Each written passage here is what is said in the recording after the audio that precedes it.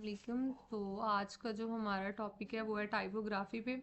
सबसे पहले मैं कोई भी फ्रेम ले लेती हूँ, लाइक मैं फ़ोन का फ्रेम ले लेती हूँ। ये मेरा फ्रेम यहाँ पे ऐड हो चुका है। कंट्रोल प्रेस करते हुए मैं इसे जूम इन भी कर लेती हूँ और इसके साइज़ को भी इंक्रीज कर लेती हूँ।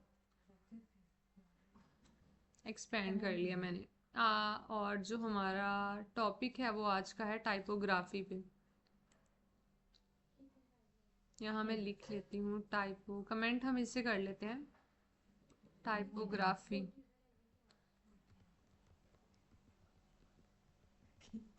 ठीक हो गया, ये है हमारी टाइपोग्राफी।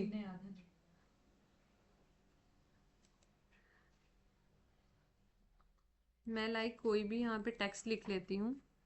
ये हमारा कमेंट हो गया है। मैं यहाँ पर कोई भी टेक्स्ट लिख लेती हूँ।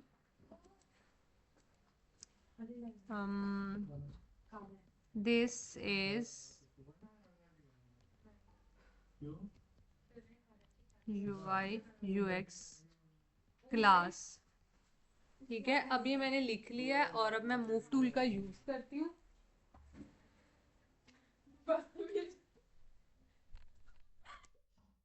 ठीक है, अब ये ना मैं यहाँ पे क्लिक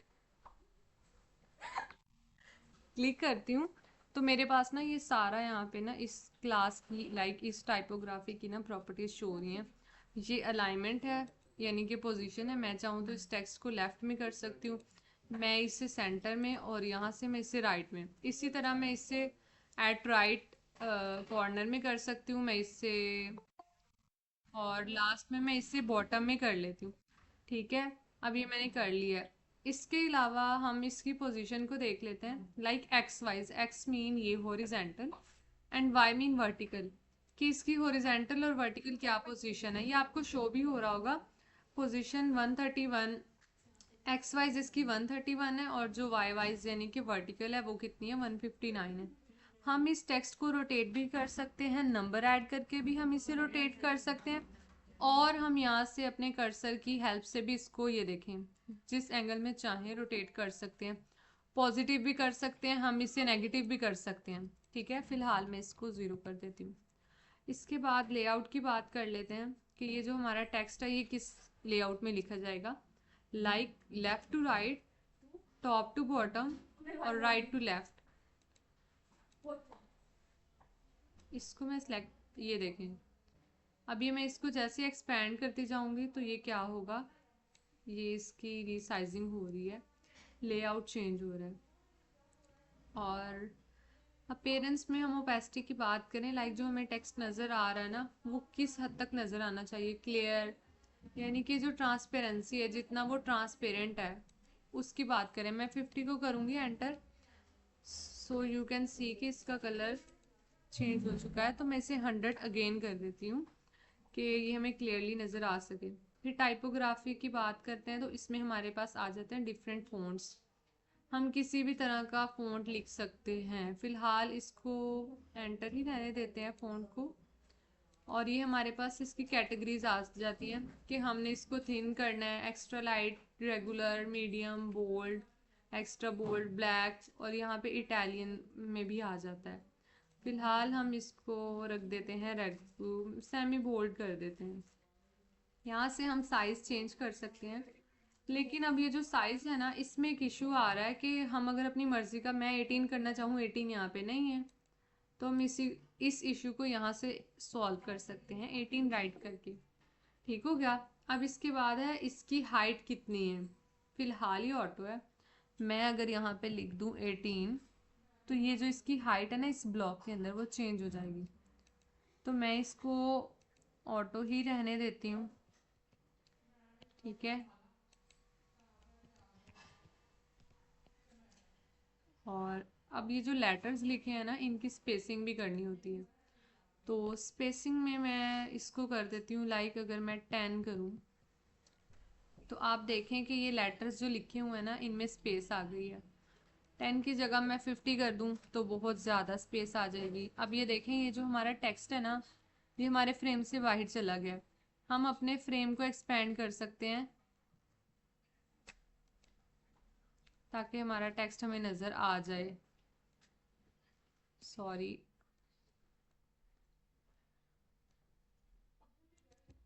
ठीक है, अब मैं इसको दोबारा से 0 कर देती हूँ और ये फिर आ जाती है टेक्स्ट की अलाइनमेंट। वो थी पेज के ऊपर टेक्स्ट की अलाइनमेंट कि इसे लेफ्ट टू राइट लिखना है, इसे मिड में लाना है, या हमने इसे राइट में लेके जाना है। और इसके बाद हम देखते हैं फिल, यानी इसका जो कलर है वो ब्लैक है। ग्रेडियंट में हम यहाँ पर पहले मैं इस फिल को माइनस कर देती हूँ और ये जो हमारा है ना टेक्स्ट, लीनियर है ना हमारा टेक्स्ट। अब यहाँ से जाके मैं कोई सा भी मैं इसको ब्लैक ये रेड कलर ले लेती हूँ, रेड कलर। और इस साइड पे ना मैं ले लेती हूँ ब्लैक कलर। तो इस तरह हम अपने टेक्स्ट के अंदर, ये देखें अभी रेडियल अप्लाई हो गई है, ठीक है।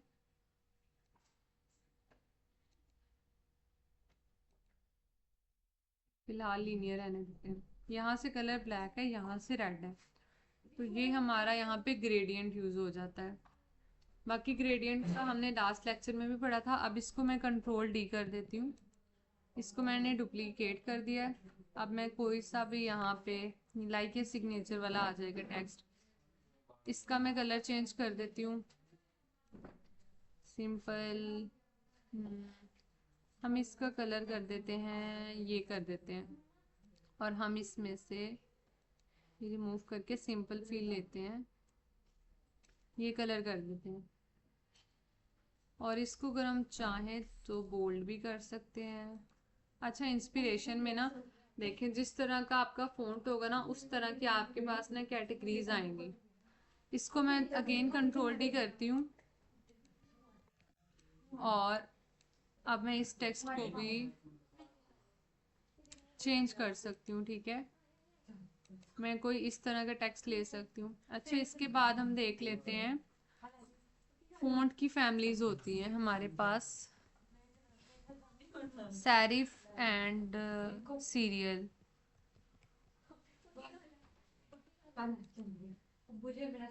सैरिफ एंड सैन सैरिफ होता है, ठीक है।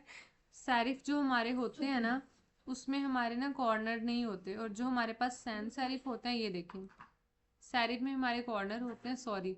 एंड जो सैन सैरिफ है ना इसमें हमारे कॉर्नर नहीं होते, ठीक है। तो हम ग्रेडियंट टूल का यूज़ करते हुए ना अपने टेक्स्ट को मज़ीद खूबसूरत बना सकते हैं। और मैं यहाँ पे ग्रेडियंट टूल अप्लाई कर देती हूँ। मैं ये रेड कलर ले लेती हूँ और मैं इस साइड से ब्लैक ले लेती हूँ, ठीक है। तो ये मेरा अब ना ये थोड़ा सेम हो गया, मैं कोई लाइट कलर लेती हूँ। अब ये देखें, आपको नज़र आ रहा होगा। तो इस तरह हम अपने टेक्स्ट को खूबसूरत भी बना सकते हैं। अब ये लीनियर में था ना हमारा टेक्स्ट, तो मैं अगर इसे चाहूँ रेडियल भी कर सकती हूँ। रेडियल में क्या होगा, ये जो हाफ हमारा टेक्स्ट होगा ना, यानी आउटसाइड इसका सेकंड वाला आ जाएगा और जो इन वाला होगा वो सेंटर में आ जाएगा। और इसके बाद हम देख लेते हैं एंगुलर में, मतलब जो ग्रेडियंट टूल है ना वो अप्लाई तो पूरे टेक्स्ट पर होगा, लेकिन अब ये देखिए रेडियल में ये रेडियस वाइज हुआ है, नीचे से हमारा रेड है और एंगुलर वाइज ये क्या है हमारा ब्लैक हो गया। डायमंड में भी ऐसे ही होगा। तो ये हमारा आज का टॉपिक था।